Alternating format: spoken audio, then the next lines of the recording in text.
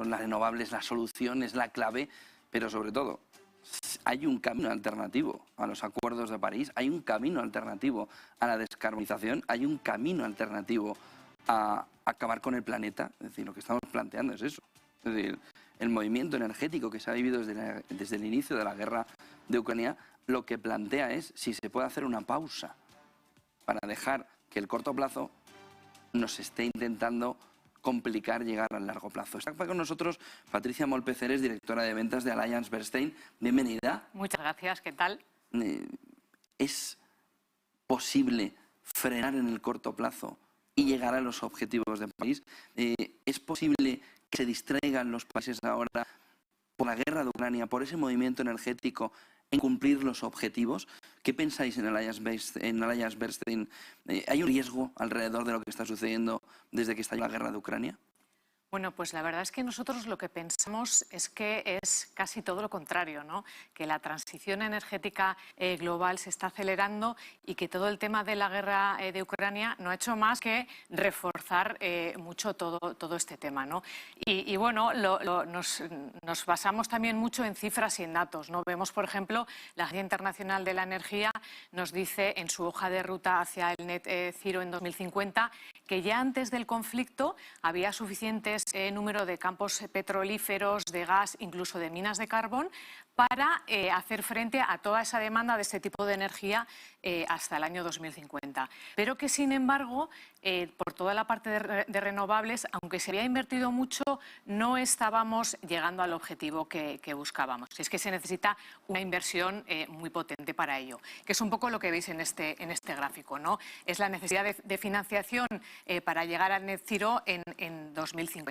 Y veis cómo hasta el 2020, pues bueno, la inversión ha sido de 1,2 trillón americanos, billones europeos, pero vemos que en el 2030 necesitamos 4,4 y en el 2050 4,1, ¿no? ¿Qué ha pasado a raíz del conflicto? Bueno, pues que todos sabemos, los precios del gas, del petróleo se han disparado y hay una escasez de oferta, ¿no? Y de hecho eso creemos que ha puesto mucha presión en tres cosas. Primero, en el ahorro energético.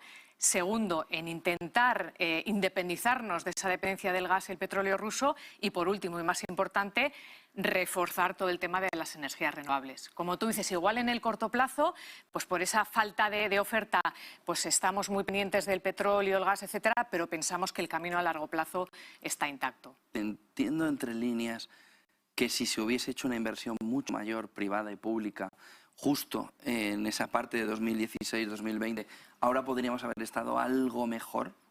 Tú lo dices, algo mejor, ¿no? Es verdad que toda esta transición necesita de mucha inversión y de mucho tiempo, ¿no? Y pensamos que, bueno, pues independizarnos del petróleo y gas ruso, intentar suplirlo con este tipo de energías en los próximos 5 años, pues es totalmente inviable, ¿no? Entonces sí que estaríamos algo mejor, pero necesitamos los hidrocarburos o las energías fósiles también.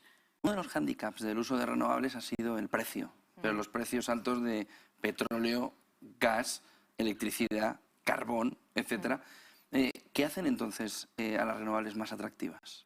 Bueno, pues la nueva situación, si vemos antes del conflicto, el precio de los hidrocarburos pues era barato con respecto a su historia de los últimos años. Sin embargo, las renovables estaban más complicadas en precio. Pero con toda esta ruptura de oferta, demanda, etcétera, etcétera, pues, y con la subida de los precios del gas y el petróleo, ha hecho de las renovables en precio mucho más atractivas, ¿no? Esos economics que se dicen, pues mucho más atractivos, ¿no? No solo la energía como tal, sino incluso tecnologías alrededor de las renovables como los vehículos eléctricos, pues son ya más atractivos, ¿no? Incluso, fíjate, el otro día nos decían que la Agencia Internacional de la Energía, que ya en 2/3 del mundo, la energía eólica y la energía solar, su precio es atractivo o incluso más barato que las de las energías fósiles, ¿no? Por tanto, bueno, esta situación ha cambiado un poco ese equilibrio que había antes. Precio, entendemos entonces que sí que tiene un atractivo importante. Inversión para el inversor también es ahora más atractivo. está siendo más atractivo. Pues sí, la verdad es que lo que decíamos antes, ¿no? Vemos que por parte de las empresas la inversión o el gasto global en transición energética en el año 2021 aumentó en torno a un 30%. Veníamos de un año 2020 que esa cifra había sido de un 19% y entre el 2014 y el 2019 de un 10%.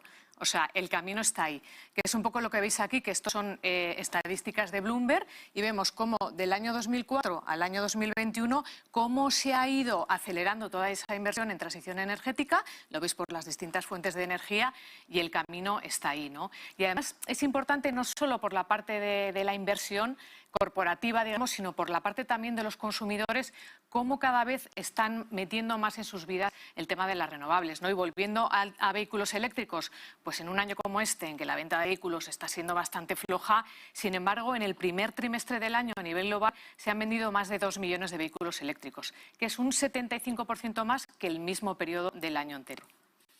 ¿Qué problemas anticipáis que se puede encontrar por el camino, en este camino que todavía es largo, hasta llegar a ese proceso de descarbonización final y esa primera etapa que es 2030? Pues para nosotros el principal problema son los cuellos de botella, ¿no? Porque es verdad que, bueno, pues cuando empezó un poco todo este tema hace muchos años, pues muchos gobiernos europeos y otras partes del mundo, pues lanzaron sus planes de descarbonización, net zero, etcétera.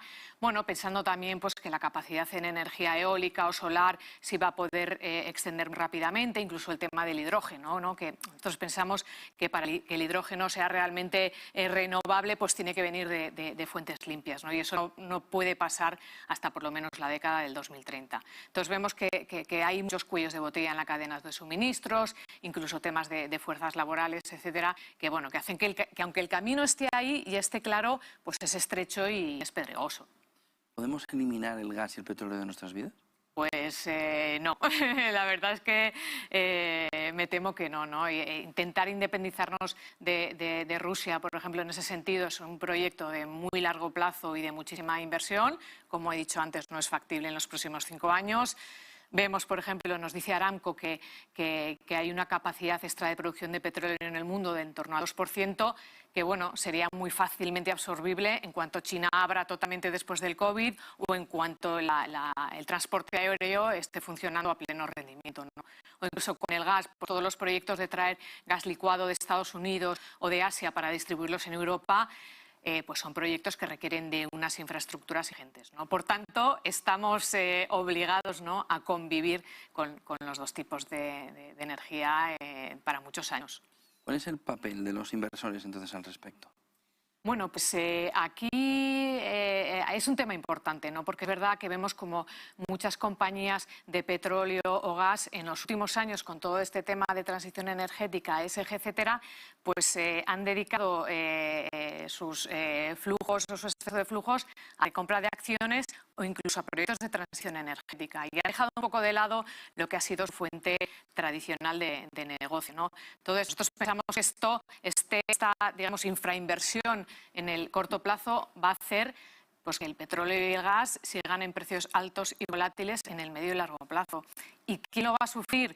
Pues las partes de la población más vulnerables a ello, ¿no? Vemos, por ejemplo, en emergentes, creemos que van a seguir quemando carbón o aumentando la quema de carbón de una manera importante que sabemos que es muy contaminante, ¿no? Y entonces el inversor al final, en ese sentido, pues hombre, es muy importante que en vez de directamente desinvertir de este tipo de compañías, pues conocer muy bien sus modelos de negocio, sus planes de futuro, ayudarles en esa transición y en ese engagement para en el largo plazo pues tener una transición equilibrada. Porque no nos olvidemos de que sí, energías renovables son muy importantes, pero dentro del conjunto global de las energías tienen un peso todavía muy pequeño.